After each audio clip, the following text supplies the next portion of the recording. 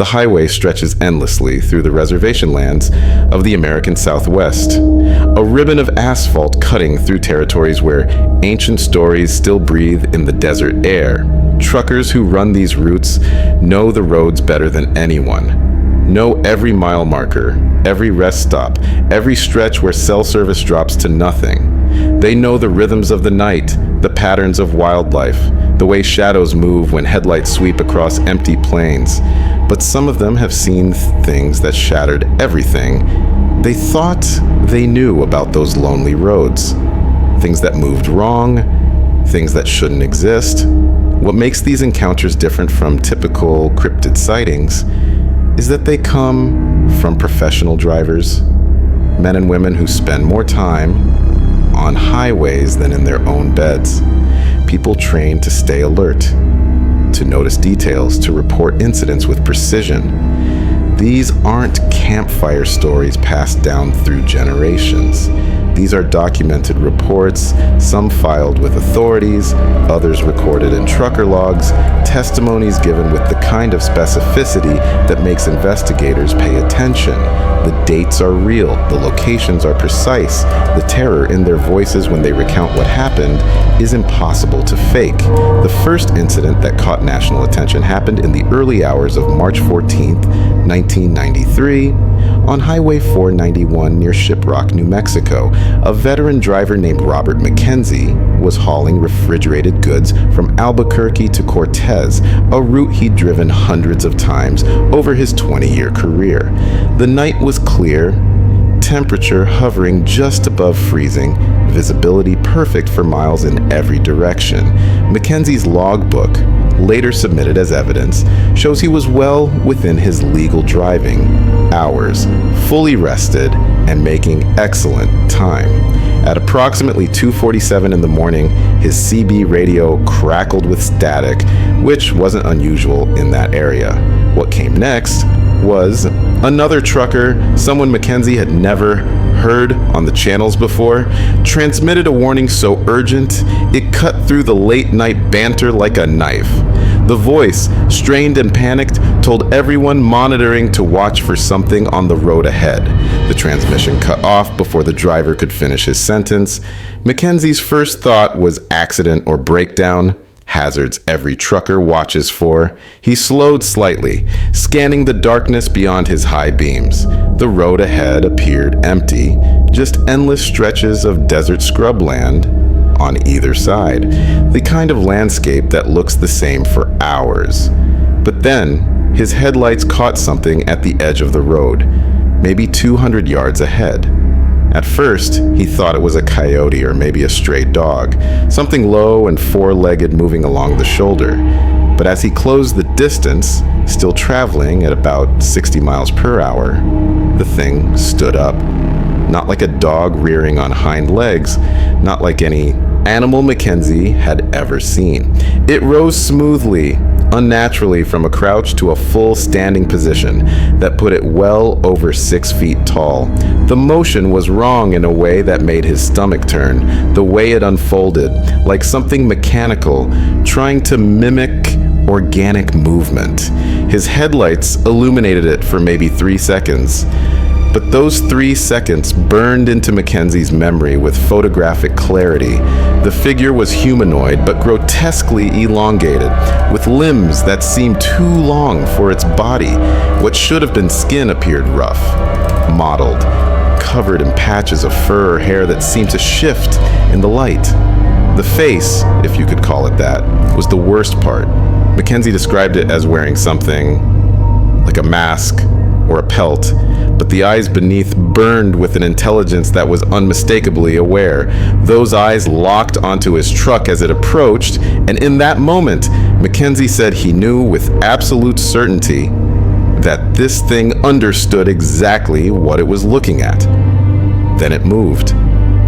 Not away from the road, not fleeing from the approaching 18-wheeler.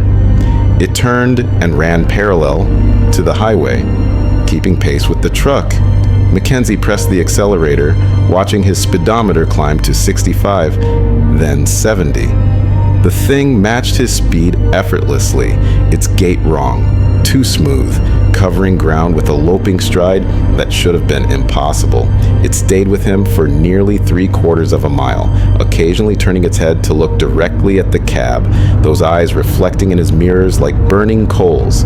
The encounter ended when the creature suddenly veered away from the road, disappearing into the darkness with a speed that left no dust trail, no sound, nothing to mark its passage. Mackenzie grabbed his CB immediately, hands shaking so badly he nearly dropped the microphone. He transmitted everything he just witnessed, expecting skepticism or jokes, but the silence that followed his report was heavy with understanding. 3 other drivers on that stretch of highway that night later came forward to say they'd heard his transmission. 2 of them admitted they'd seen something similar in the same area within the previous 6 months, but had been too afraid of ridicule to report it.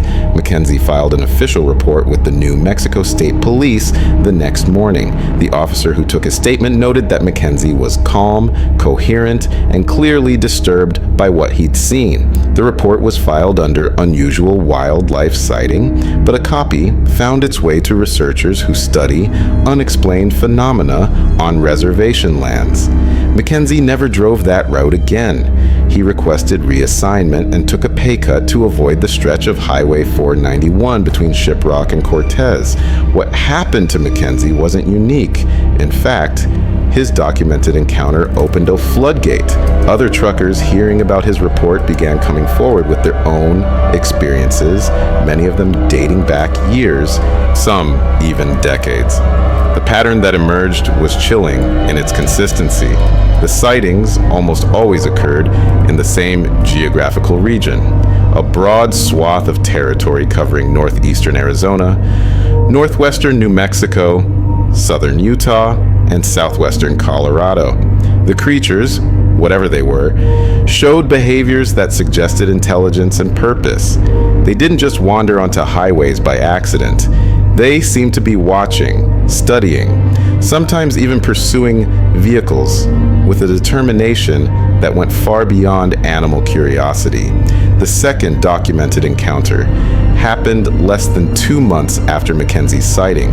This time, the driver was a woman named Patricia Sandoval, a 38-year-old independent contractor hauling building materials from Flagstaff to Durango.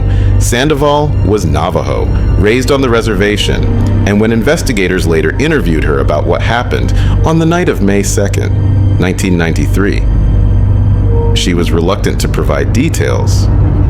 Not because she didn't remember, because she knew exactly what she'd encountered. And in her culture, even speaking about such things could invite danger. Sandoval's incident occurred on Highway 160, a particularly isolated stretch that cuts through the heart of reservation land. Unlike Mackenzie, who had seen the creature at a distance, Sandoval's encounter was terrifyingly close. She had stopped at a pullout to check her load straps, a routine procedure any careful trucker performs regularly. The night was darker than usual, cloud cover obscuring the stars, her truck's running lights the only illumination for miles. She had just finished inspecting the starboard side when she heard it. Footsteps. Not the soft padding of animal paws, but the distinct sound of something bipedal moving across gravel. Heavy steps, deliberate, coming from behind her truck. Sandoval froze, her hand still on one of the straps. In her culture, there are protocols for this moment. Things you do and things you absolutely never do when you suspect you're in the presence of what her people call a Yenald Lushi. She did not turn around. She did not call out. She moved slowly, carefully, back toward her cab, keeping her eyes on the side mirror. What she saw in that mirror made her blood run cold. A figure stood approximately 15 feet behind her truck, caught in the red glow of her taillights. It was crouched low but clearly bipedal, with a posture that suggested it was ready to spring forward at any moment. The head was wrong. Too large, with what appeared to be the partial skull of a coyote or wolf, positioned like a headdress, but fused to the skull beneath in a way that made it impossible to tell where one ended and the other began. The arms hung too long, nearly touching the ground even in its crouched position, and the hands, if you could call them that, ended in what looked like claws that scraped against the pavement as it shifted its weight. Sandoval didn't run. Running would have been the worst possible response.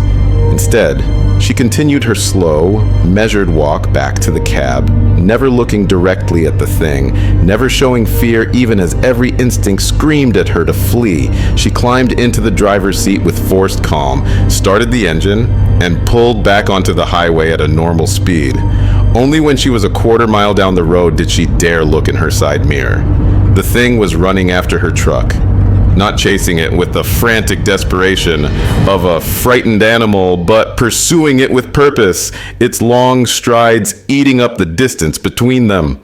Sandoval accelerated, watching the speedometer climb as the creature kept pace, its form becoming a blur of motion that seemed to flicker between solid mass and something else, something that didn't quite obey the laws of physics. At 80 miles per hour, it finally fell behind, but not before Sandoval saw it stop in the middle of the highway, standing fully upright now, watching her truck disappear into the distance. She drove straight through to Durango without stopping, then called her uncle, a medicine man, before she called anyone else. He told her what to do, the cleansing rituals she needed to perform, the prayers she needed to say. Only after completing those traditions did she file a report, and even then, she was careful about how much detail she shared with outsiders. But her logbook told the story. Her words wouldn't. The timestamps showed an extended period at that pullout, then a stretch of highway covered at speeds well above her normal pace, followed by notes written in shaky handwriting about engine performance and fuel consumption that were clearly attempts to document something while avoiding stating it directly. Researchers who later gained Sandoval's trust learned more. She told them about the smell, a detail that would appear in multiple subsequent reports. It wasn't the musky scent of an animal or the decay of carrion. It was something chemical, acrid, like burning hair mixed with copper, and something else she couldn't identify. She described how the temperature around her had dropped noticeably when the thing was near, how her truck's electrical systems had flickered despite having just been serviced, how her radio had filled with static that almost sounded like whispered words in a language she didn't recognize. But what disturbed Sandoval most wasn't the physical encounter. It was what happened in the weeks that followed. She began having dreams, vivid and recurring, of being watched from the roadside every time she drove through that area. Other truckers who knew her noticed she had changed, become quieter, more anxious. She eventually stopped taking routes through the reservation entirely, selling her rig and finding work as a local delivery driver that kept her in populated areas. When asked years later if she believed what she encountered was what her people called a skinwalker, she would only say that there are things in this world that outsiders don't understand. Things that know when they're being watched, things that remember. The third documented incident brought law enforcement directly into the picture, transforming these encounters from isolated trucking industry whispers into something that required official attention. On August 19th, 1994, a massive pileup occurred on Interstate 40 near Chambers, Arizona, involving 7 vehicles and leaving 4 people seriously injured. The investigation into the cause of the accident uncovered testimonies that investigators initially dismissed as hysteria or contaminated witness statements, but the consistency of those testimonies, combined with physical evidence that defied easy explanation, eventually forced a closer examination. The lead vehicle involved in the pileup was a semi driven by Thomas Whitehorse, a 52-year-old driver with 3 decades of experience and a spotless safety record. According to Whitehorse, he was traveling westbound at approximately 11:30 at night when something ran across the highway, directly in front of his truck. His dashcam, a relatively new technology at the time, captured the incident from his perspective. The footage, while grainy and dark, showed a figure moving across all 4 lanes of the interstate with impossible speed. Whitehorse slammed his brakes, initiating the chain reaction that would involve 6 vehicles behind him.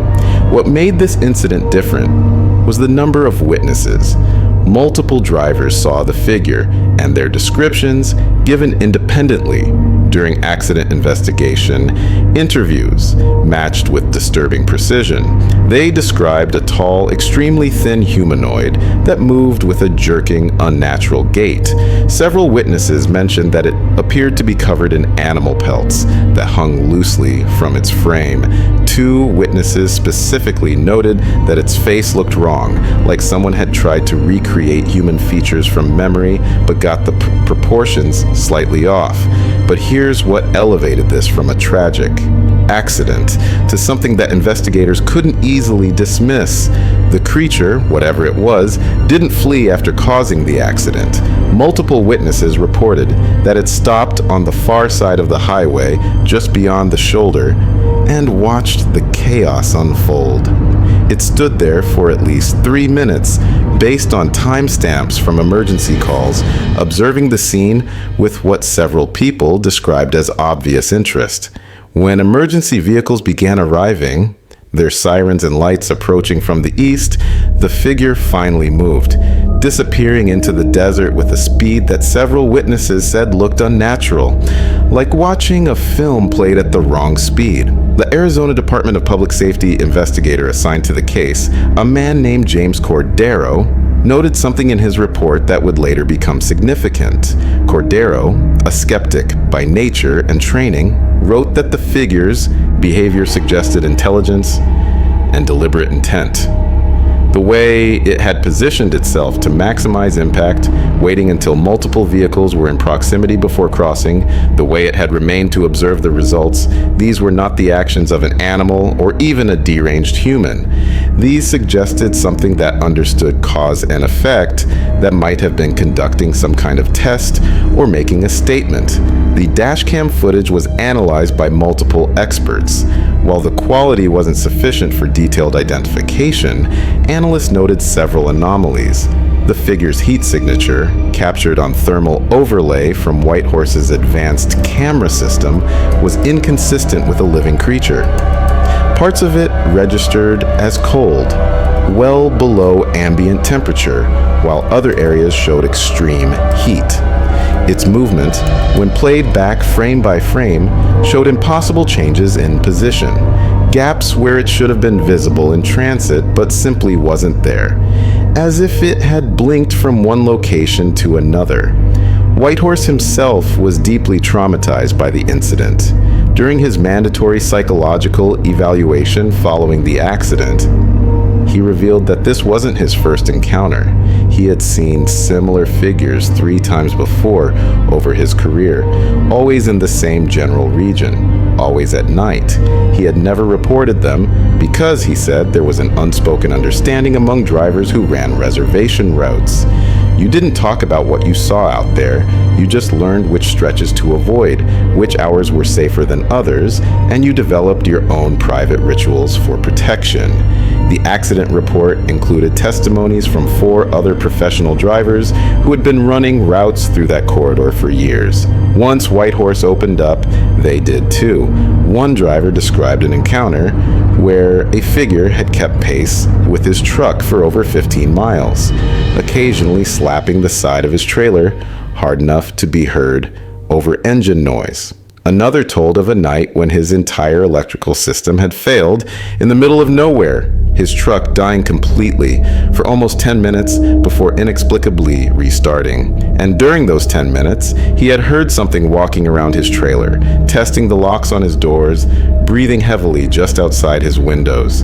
A third driver showed investigators photographs he had taken years earlier, blurry images of something standing by the roadside, its eyes reflecting his camera flash in a way that made them appear to glow with internal light. The official conclusion of the investigation classified the cause of the accident as driver error, exacerbated by poor visibility and possible wildlife crossing. But Cordero's supplementary notes, which were not included in the public report, told a different story. He wrote that based on the evidence and testimonies, something had deliberately caused that accident, and whatever it was possessed intelligence and capabilities that fell outside his understanding of the natural world. He recommended further investigation and suggested establishing a database to track similar incidents along southwestern highways. His recommendations were filed away and forgotten, at least officially. What wasn't forgotten were the stories. The trucker community has its own information network, one that predates the internet and operates through CB radio channels, truck stop conversations, and industry forums. Word of the Chamber's incident spread quickly, and with it came more stories, more testimonies from drivers who had seen things they couldn't explain. Some of these accounts went back decades, passed down from older drivers to younger ones, as warnings about which routes to respect, which areas to never stop in, which hours were safest for travel. The fourth documented incident occurred almost 2 years later, on July 7th, 1996, and it involved something that elevated these encounters from disturbing to potentially deadly. A driver named Marcus Webb was found in his truck at a rest stop on Highway 164 in Utah, parked but unresponsive. When state troopers finally broke into his cab, they found Webb catatonic, staring straight ahead, his hands still gripping the wheel so tightly they had to pry his fingers loose.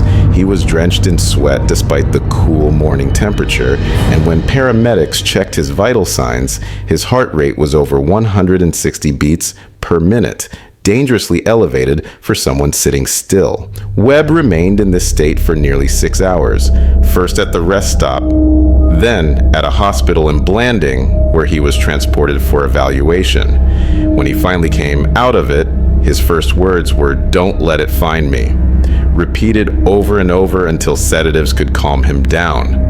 It took 3 days before he could provide a coherent account of what had happened, and even then, parts of his testimony were fragmented, confused, as if his mind had partially protected itself by refusing to fully process the memory.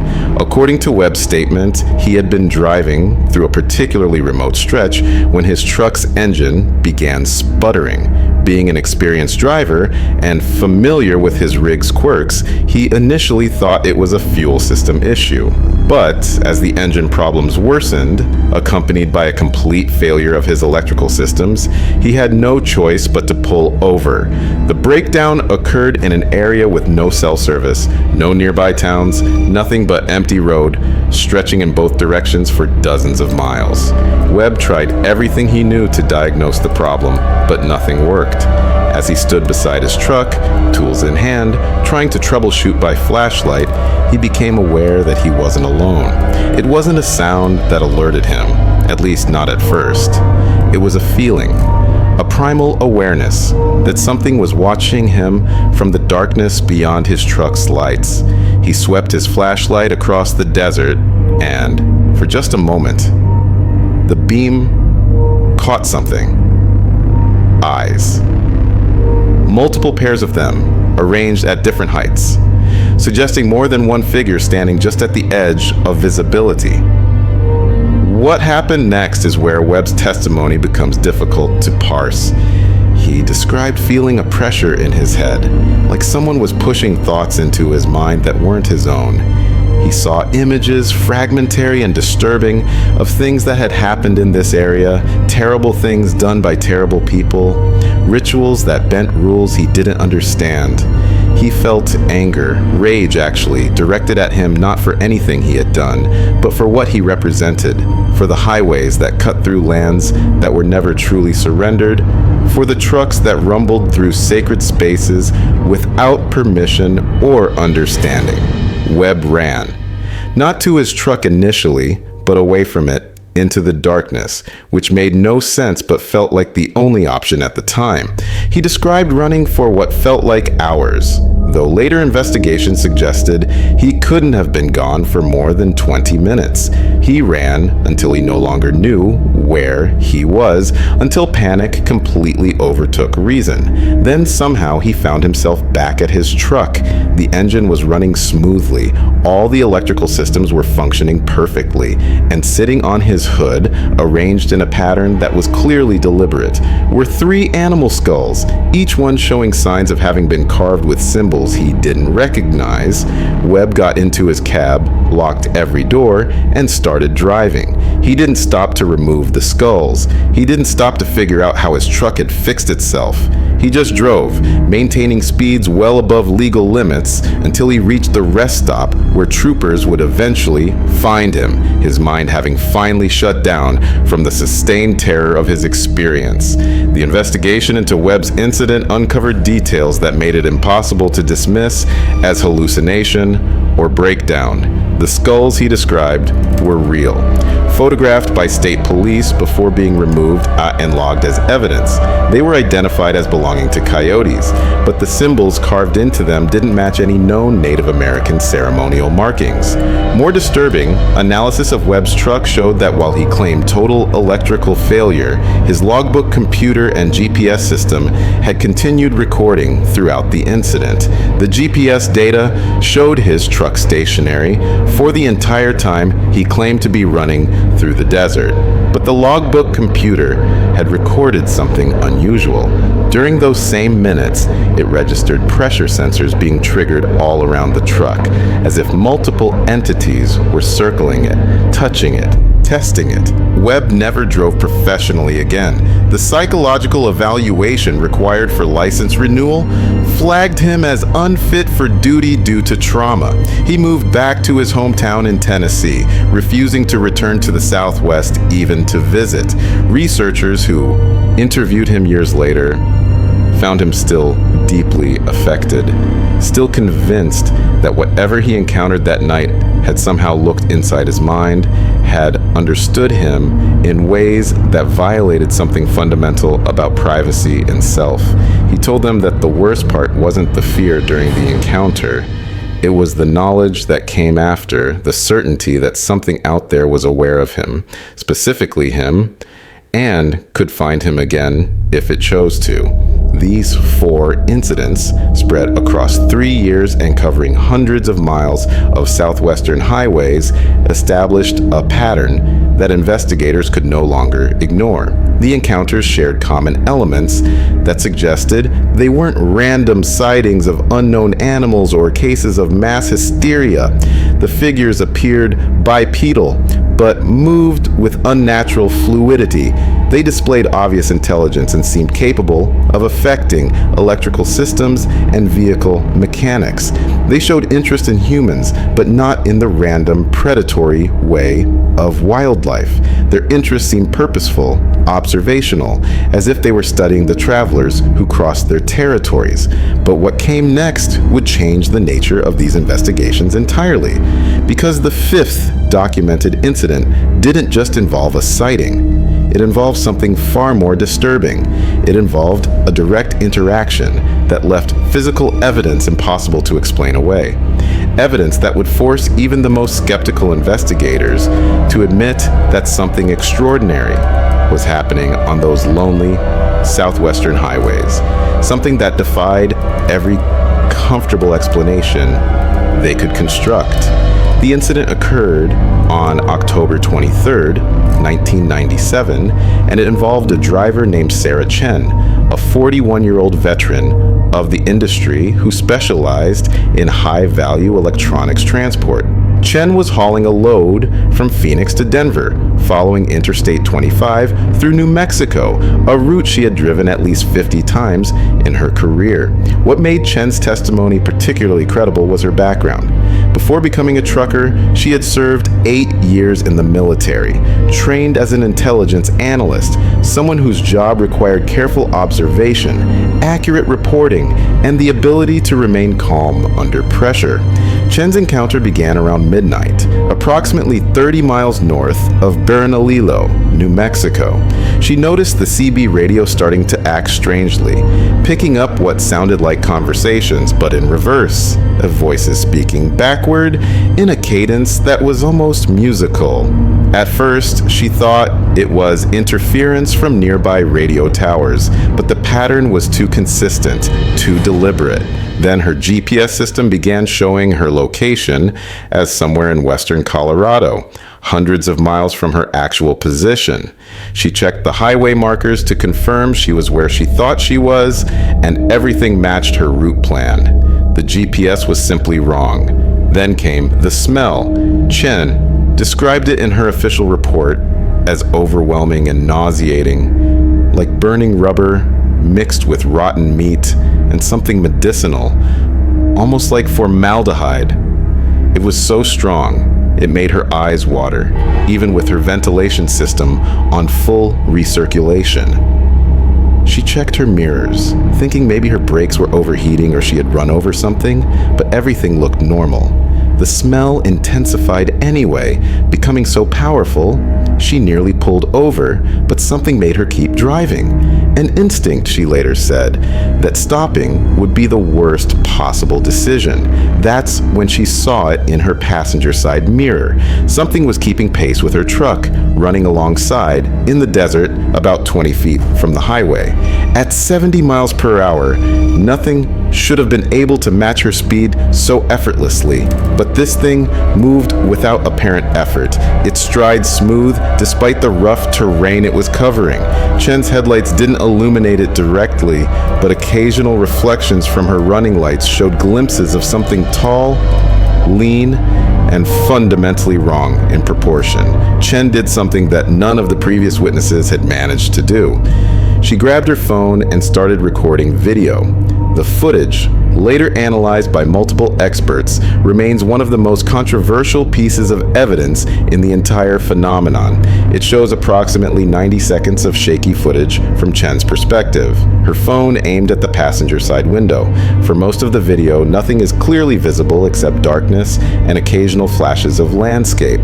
But starting at the 42-second mark, something appears in frame. The figure is visible for about 8 seconds before Chen's phone suddenly shuts off, the battery dying, despite having been at 70% charge moments before. In those 8 seconds, the footage shows something that appears humanoid but stretched, with limbs that seem too long and joints that bend in ways that human anatomy shouldn't allow. The head tilts toward the truck at one point, and for just 2 frames, you can see what might be a face. Experts who enhance those frames describe it as resembling a coyote skull, fused with human features, the eyes reflecting the light with an amber glow that seems to emanate from within rather than simply reflecting external light. But here's what made Chen's video especially significant. Multiple analysis teams examined the footage independently, and they all noted the same impossibility. The creature's movement, when calculated based on the passing landscape in the background, suggested it was traveling at approximately 68 miles per hour, but its gait, the timing of its strides, the way its body moved, all indicated a pace that should have put it at maybe 30 miles per hour at most. The physics didn't work. It was as if the thing was moving through space differently than everything else in the frame, operating under rules that didn't match the rest of reality. Chen continued driving Her phone dead, her GPS still malfunctioning, her CB radio now emitting what sounded like chanting in a language she didn't recognize. The figure stayed with her for another 3 miles before it suddenly changed direction, cutting across the highway directly in front of her truck. She hit her brakes instinctively, but the thing was already gone, vanished into the darkness on the opposite side of the road. Her truck's high beam swept the area where it should have been, but there was nothing there. No fleeing figure, no dust trail, just empty desert. That's when Chen noticed the damage. Her passenger side mirror was shattered, completely destroyed, with claw marks scraped deep into the metal housing. She hadn't heard any impact, hadn't felt anything strike her truck, but the damage was fresh, the metal bright where it had been scored, when she finally pulled over at a truck stop in Santa Fe. She discovered more damage. Long scratches ran along the entire passenger side of her trailer, about 8 feet off the ground, too high for any ground-based animal to have made. The scratches were deep, cutting through the aluminum skin of the trailer and exposing the insulation beneath. Chen reported everything to state police, providing her video footage, photographs of the damage, and a detailed written statement. The insurance investigation that followed documented the damage as impact from unknown source, but couldn't explain the claw marks or the specific pattern of the scratches. The video footage was examined by digital forensics experts who certified it hadn't been edited or manipulated, though they couldn't explain what it actually showed. What happened to Chen after the incident raised additional questions. Within a week of her encounter, she began experiencing vivid nightmares. Always the same scenario. She would be driving her usual route when her truck would break down, forcing her to stop. She would step out to investigate, and figures would emerge from the darkness, moving toward her with clear purpose. The dreams always ended the same way, with her trapped in her cab as something climbed onto the hood, peering at her through the windshield with eyes that seemed to look through her rather than at her. The nightmares affected her so severely that she sought psychological help. Her therapist noted symptoms consistent with PTSD, but also documented unusual elements. Chen reported feeling watched constantly, even when alone in secure locations. She described hearing scratching sounds outside her home at night, always on the second floor where nothing should have been able to reach. Most disturbing, she began finding small objects moved or rearranged in her truck, things placed in locations where she knew she hadn't put them, arranged in patterns that seemed meaningful, but whose significance she couldn't grasp. Chen eventually had to stop driving the southwestern routes entirely. The psychological strain became too severe, manifesting in panic attacks whenever she approached certain areas. She transferred to shorter regional routes in the Pacific Northwest, staying as far from the reservation lands as possible. But even years later, when researchers contacted her for follow-up interviews, she remained convinced that whatever she encountered that night maintained awareness of her, that the connection established during those few minutes hadn't been severed by distance or time. The physical evidence from Chen's case prompted a broader investigation. Researchers began collecting reports not just from truckers who had direct encounters, but from maintenance crews who serviced vehicles that had traveled through high incident corridors. They discovered a pattern of unexplained damage to trucks running southwestern routes. Scratches, dents, and claw marks that drivers couldn't account for, damage that occurred during overnight hauls through areas where no stops had been logged. Some trucks showed signs of something attempting to open their cargo doors, marks where tools or claws had pried at locks and handles. More disturbing were the reports of systematic electrical failures. Trucks with recently serviced systems would experience complete power loss in specific locations, their batteries drained to zero in minutes, their alternators found to be mysteriously damaged. GPS devices would malfunction, showing impossible locations or recording gaps in journey logs where hours of driving seemed to vanish. Dashcams would shut off or experience corrupted files during passages through certain stretches of highway. The sixth documented incident occurred less than 4 months after Chen's encounter on February 9th, 1998.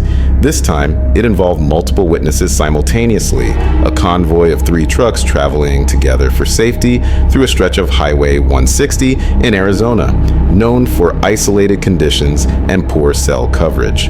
The drivers, all experienced veterans, had informally decided to run the route together after hearing about recent incidents.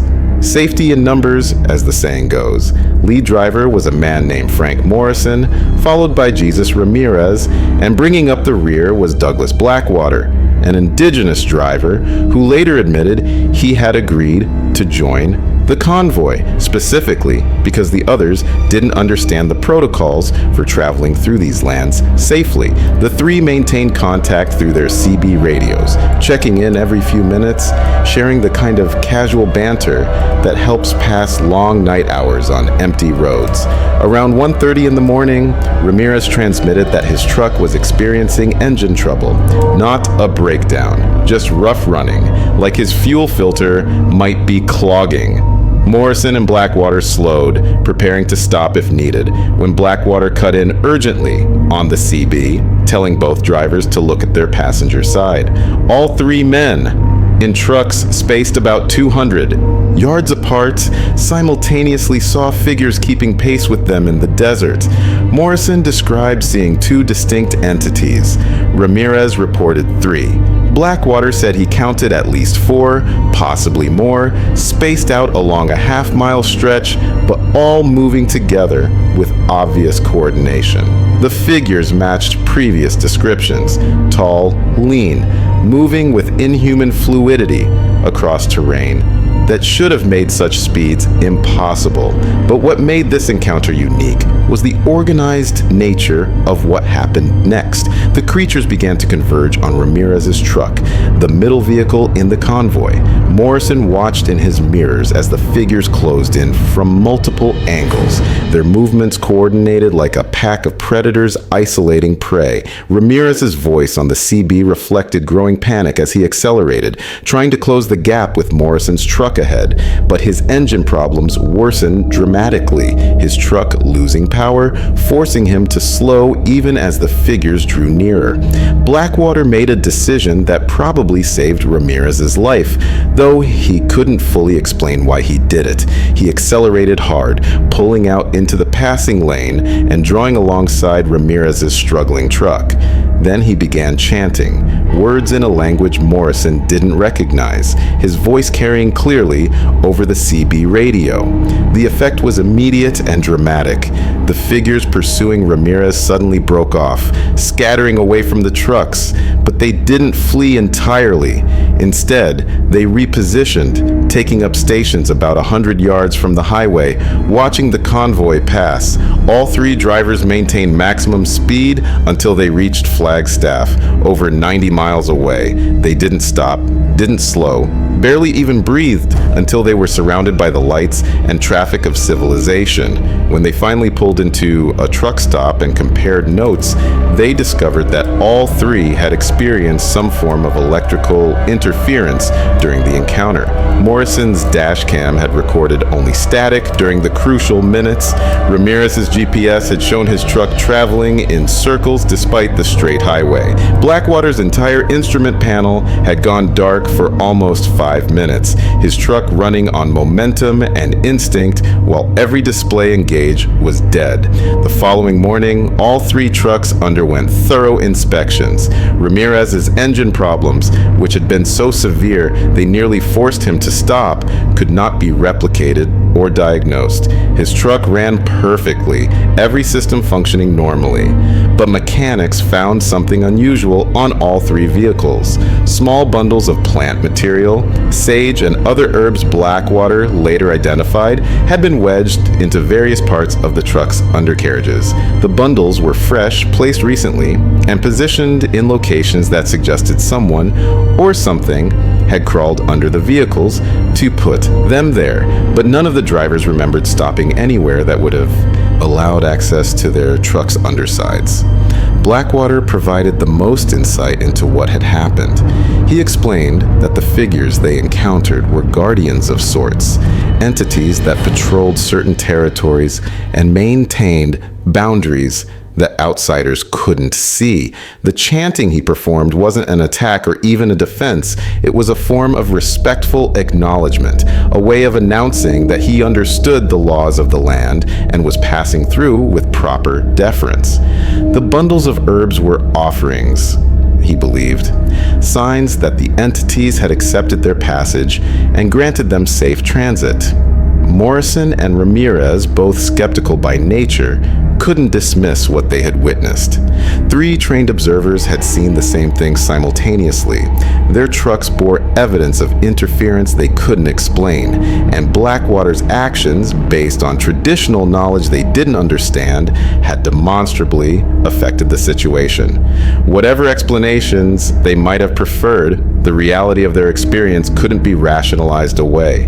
The convoy incident marked a turning point in how these encounters were perceived within the trucking industry. It was no longer possible to dismiss them as isolated hallucinations or stress-induced breakdowns. Multiple witnesses with corroborating testimonies, physical evidence, and electronic records that documented anomalies during the encounters created a body of proof that demanded serious consideration.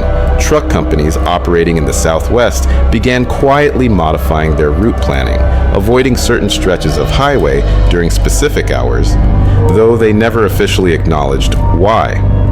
The 7th documented incident represented a dark evolution in these encounters because it involved not just observation or pursuit, but what appeared to be deliberate communication. On June 6, 2001, a driver named Michael Torres experienced something that would fundamentally challenge every assumption investigators had made about the nature of these entities. Torres was a 29-year-old driver, relatively young for the industry, but with 5 years of solid experience running Southwestern routes. He prided himself on his rationality, his skepticism about supernatural explanations for unusual events. That mindset was about to be thoroughly dismantled. Torres was hauling computer equipment from Albuquerque to Phoenix, traveling Interstate 40 through a stretch near Gallup, New Mexico. The time was approximately 3:15 in the morning. That dead hour when the highway belongs entirely to long-haul truckers and the few desperate travelers who can't wait for dawn. Torres had been driving for about 6 hours, well within his limits, alert and focused. His truck was newer, equipped with all the latest technology, including a sophisticated Dashcam system that recorded both forward and cabin views. The first sign that something was wrong came when his truck's radio, which had been playing classic rock from a station in Flagstaff, suddenly switched frequencies on its own. Torres reached for the dial, assuming electrical interference. Before he could adjust it, a voice came through the speakers. Not a radio broadcast, something else entirely. The voice was strange, distorted, like someone speaking through layers of static or underwater, words that seemed almost recognizable but twisted just enough to be deeply unsettling. Torres later described it as hearing someone trying to speak English, but only knowing the sounds, not the meanings. Like a phonetic approximation of language that bypassed understanding and went straight to some primal part of the brain that recognizes threat. The words, if they could be called that, seemed to be asking something, repeating a phrase that Torres couldn't quite parse. He turned off the radio completely, pulling the faceplate to kill the power, but the voice continued, now coming from his CB radio. even though it was set to scan mode, not transmit. That's when he saw it in his peripheral vision. A figure standing on the overpass ahead, perfectly centered, arms at its sides, motionless. As his truck approached at 70 miles per hour, Torres's headlights swept the overpass as he passed beneath it, and in that brief moment of illumination, he saw details that would haunt him for years. The figure was tall, maybe 7 feet. Unnaturally thin with proportions that didn't match human anatomy. It wore what looked like a ragged collection of animal hides, but they hung wrong, like they were part of it rather than clothing. The face was the most disturbing element. It appeared to be watching his truck with intense focus, and as Torres passed directly beneath, the thing turned its head to follow his movement, the motion smooth and deliberate. What happened next elevated the encounter from terrifying to something else entirely. Torres glanced in his driver's side mirror, expecting to see the overpass receding behind him, and instead saw the figure standing in the middle of the highway, maybe 50 yards back. It hadn't jumped. It hadn't climbed down. It was simply there, in a location it couldn't possibly have reached in the seconds since he'd passed underneath.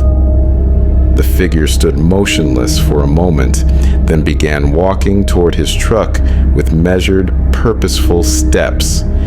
Torres accelerated, watching his mirrors as the distance between them increased. But the figure didn't chase. It simply stood in the center of the highway, growing smaller in his mirrors. And then, impossibly, it was on the overpass again. In his forward view this time, standing in the exact same position as before. Torres had traveled at least a mile, but there it was, ahead of him, waiting. He swerved into the left lane, nearly clipping the guardrail, as he passed beneath the overpass a second time. The voice on his radio intensified, becoming almost frantic, the syllables coming faster, more urgent. Then his truck's engine died. All of it, everything from full power to complete silence in an instant. His momentum carried him forward, but he was losing speed rapidly with no power steering, no power brakes, just the dead weight of 40,000 pounds of truck and cargo coasting to a stop in the middle of Interstate 40 at 3 in the morning. Torres fought the wheel, managing to guide his truck onto the shoulder before it came to a complete halt. He sat in the darkness, his headlights dead, his dashboard black. Even his watch had stopped, frozen at 3:17 exactly. The silence was absolute. No wind, no distant traffic sounds, nothing but his own breathing and the hammering of his heart. Torres reached for his cell phone, but it was dead, the screen blank. He tried the CB, knowing it wouldn't work, and it didn't. He was completely cut off, trapped in a 70,000-pound metal box in the middle of nowhere with something unknown outside in the darkness. Then he heard it, footsteps on gravel, slow and deliberate, circling his truck, not animal footsteps, bipedal, measured, moving with clear intent. Torres sat frozen, every survival instinct screaming at him to run.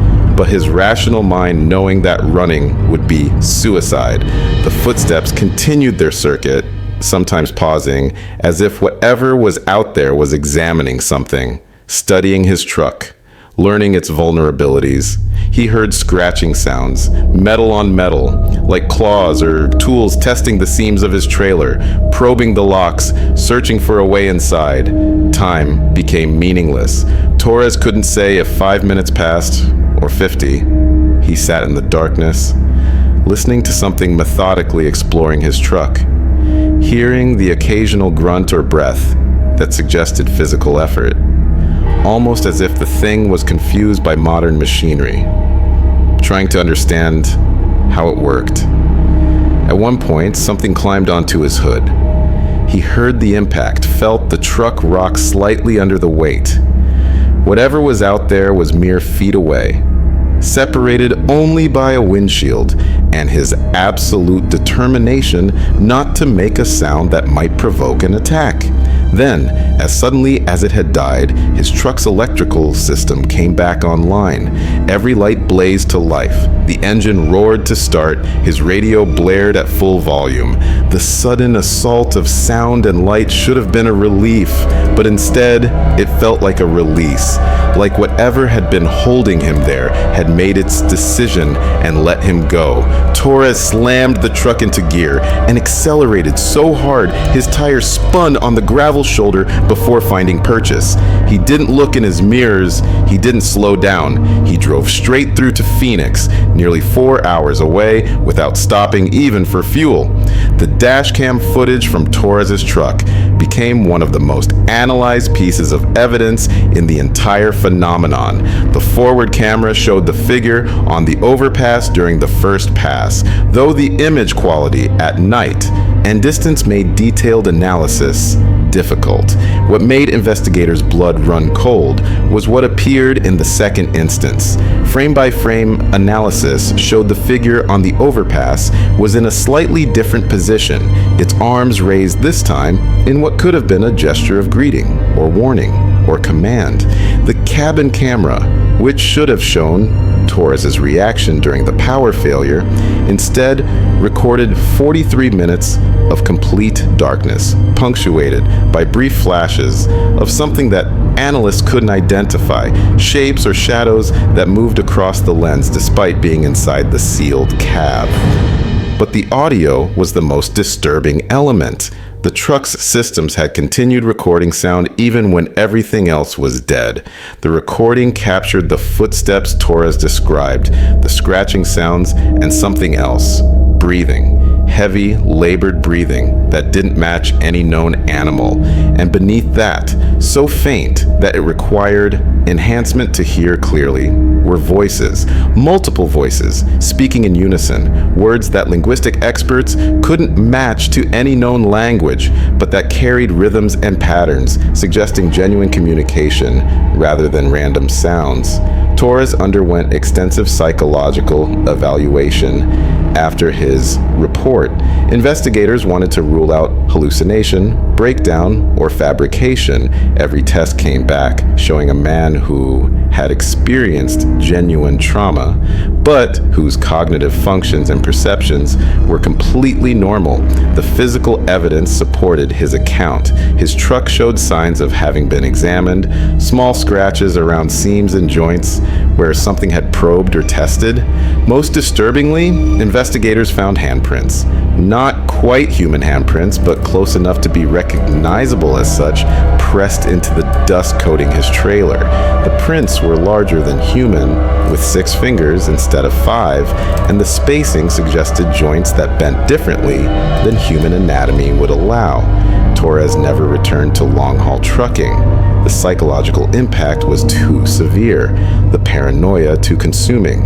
He reported feeling watched constantly, even in broad daylight in crowded areas.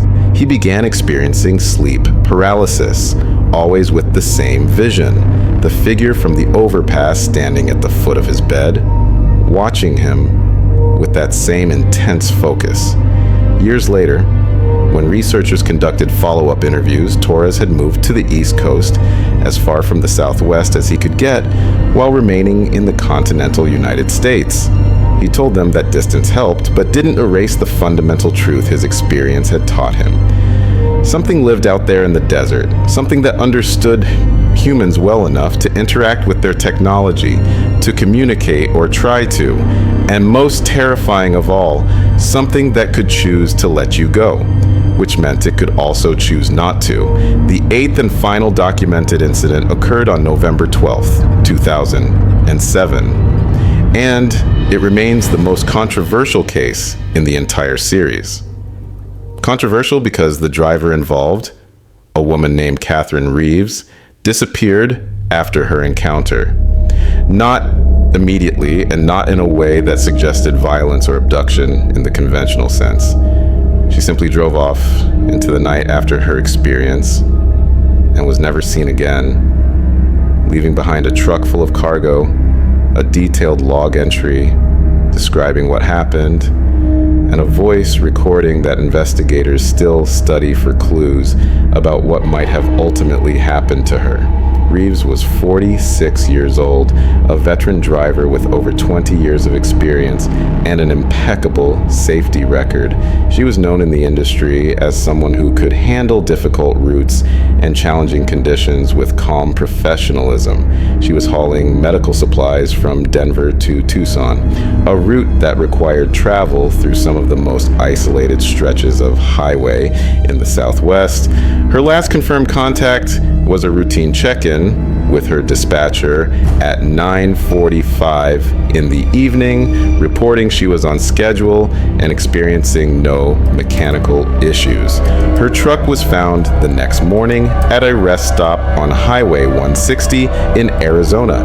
Engine running, lights on, driver's seat empty. The cargo was intact and undisturbed. Reeves's personal belongings were all present, including her wallet, phone, and medication. Nothing suggested a struggle or forced departure, but investigators found her logbook open on the passenger seat, and the final entry, written in Reeves's distinctive handwriting, described an encounter that began approximately 90 minutes before her truck was discovered. According to the log entry, Reeves had been driving through a particularly desolate stretch when she noticed lights in her rearview mirror. Not headlights from another vehicle, but lights moving parallel to the highway, multiple sources that seemed to float above the ground, keeping pace with her truck. At first, she assumed they were helicopters or drones, perhaps law enforcement or military conducting exercises, but the lights moved wrong, too fluid, too responsive to her changes in speed. When she accelerated, they matched her instantly. When she slowed, they maintained perfect distance.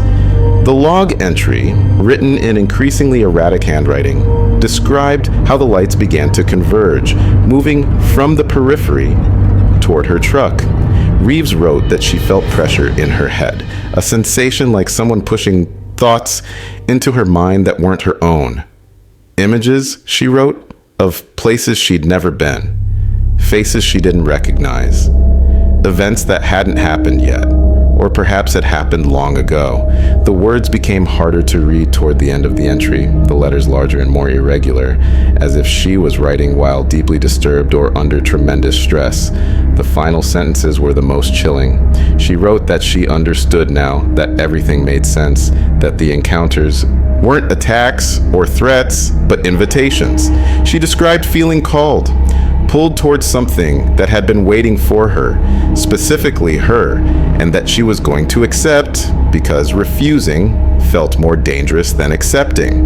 The log entry ended with coordinates, a location approximately 12 miles from where her truck was found, deep in the desert with no roads, no landmarks, nothing but empty wilderness.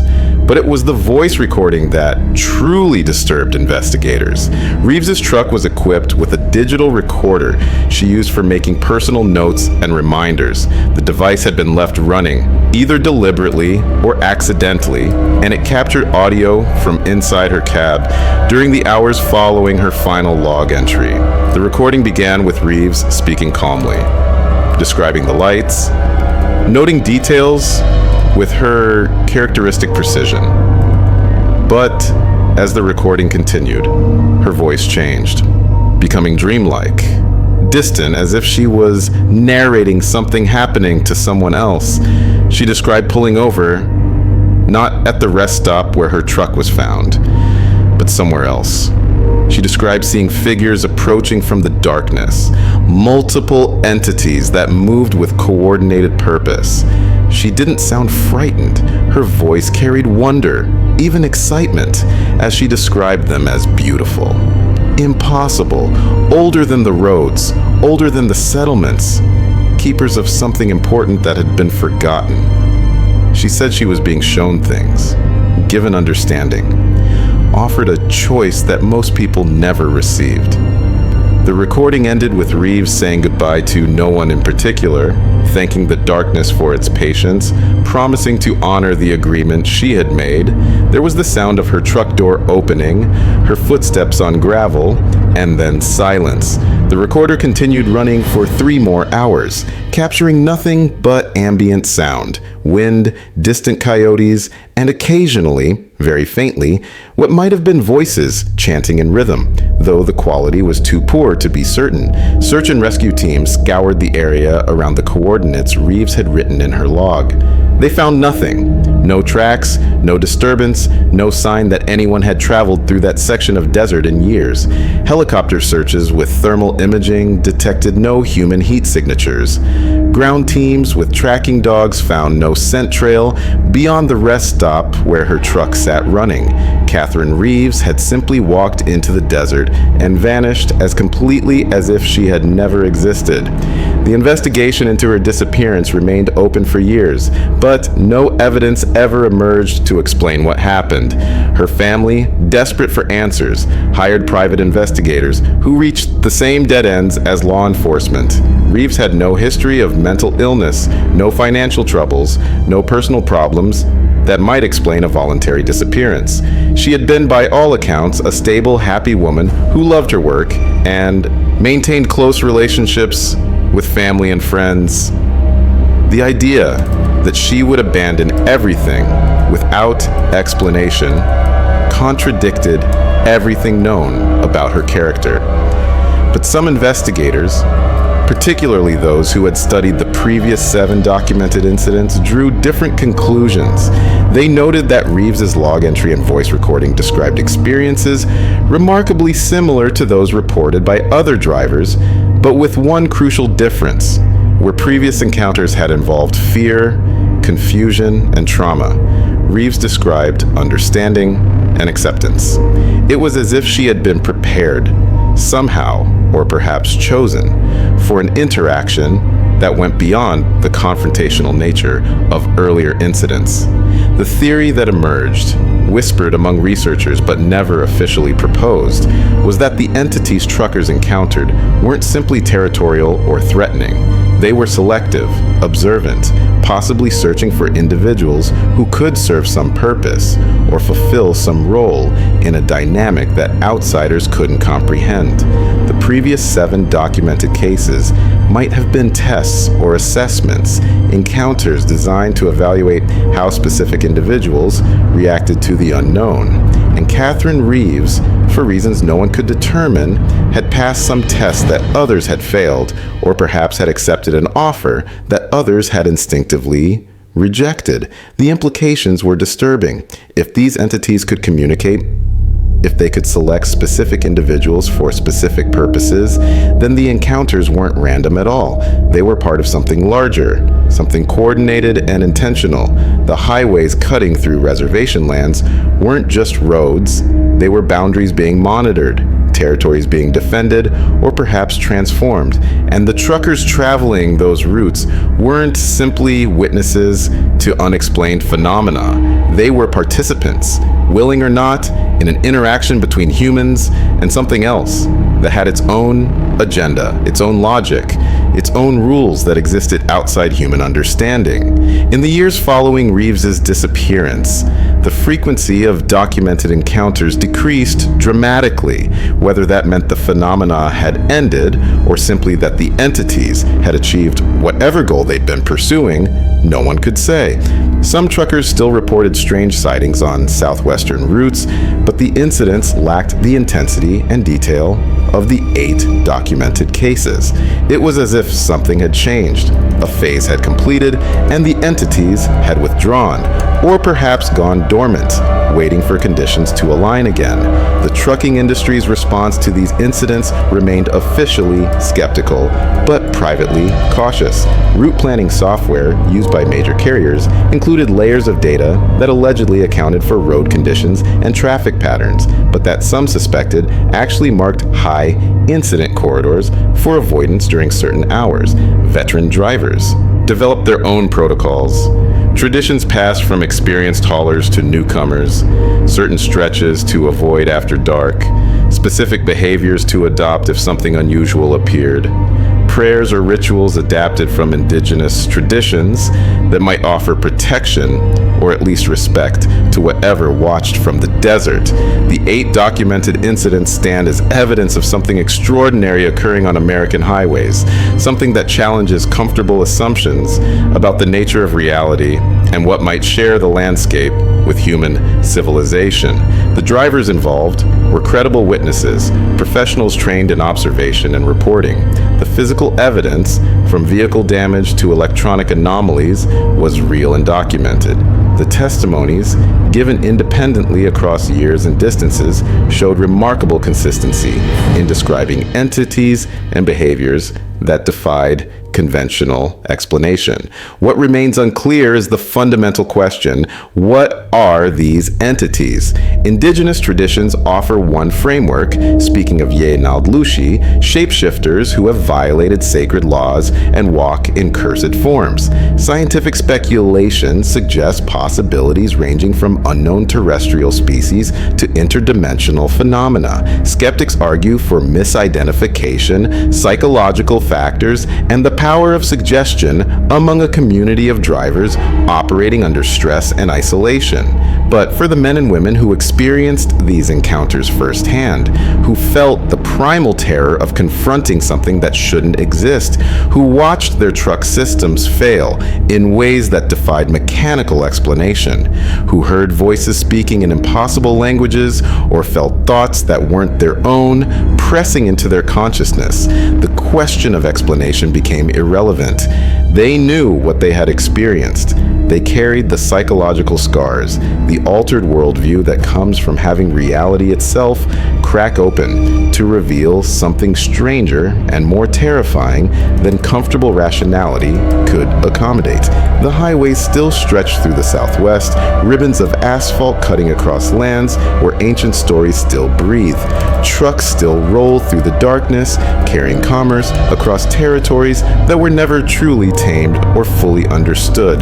And sometimes, on the loneliest stretches where the stars burn cold overhead and the desert spreads silent in all directions, something watches from the darkness, something that knows these roads better than any human ever will.